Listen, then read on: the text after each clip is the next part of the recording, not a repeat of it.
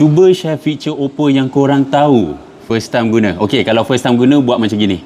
And then dekat telefon Oppo korang, bila korang buat macam gini, korang akan nampak macam-macam feature dekat bawah lah. Korang pun boleh buat widgets, wallpaper, layout dan sebagainya dekat bawah sini.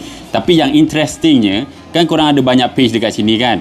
Normally, apa yang orang biasa buat, dia akan drag. Kan ada apps, dia akan drag and then barulah pergi ke page yang korang nak. Okay, tapi untuk phone Oppo, pinch sahaja, select apps yang korang nak pindah tu. Okay, korang nampak dekat bawah sini kan ada dia punya page. So, kumpulkan dia. Dekat bawah sini korang pun boleh pindahkan macam inilah. Tapi, syaratnya korang nak kena tahu berapa ruangan yang ada. Sebagai contoh, yang ini boleh muat 1, 2, 3. So, korang boleh select up to 3 sahaja. Selepas tu, pergi ke page tu. Okay, pergi ke sini and then voila.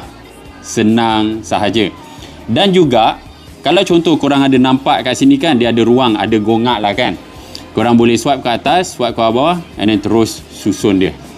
So itu adalah feature Oppo yang saya tahulah.